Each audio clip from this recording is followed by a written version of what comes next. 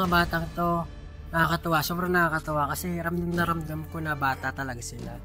Pag kumakanta sila, parang hindi kailangan ng maraming technique, hindi kailangan ng maraming arte, pero nararamdaman mo kung ano yung kinakanta nila. And very, very pure na gustong-gusto kasi nila itong ginagawa nila eh. Mga singers sila na bata na alam ko may pangarap sila. And nararamdaman mo sa kanila na nai-enjoy nila kahit nasabihin pang competition to. Nai-enjoy nila yung pag-awit nila, yung pagkanta nila. Dahil isa sa pinakagusto ko is talagang nararamdaman ko yung friendship nilang tatlo. Kasi magkakaibigan lang kayo, di ba? Friends ba kayo? Oo.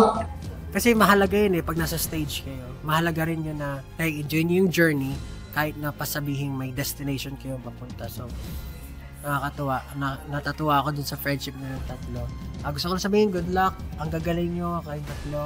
And hopefully, makaawit ko kayo in the future. Gusto ko kayo maka-duet.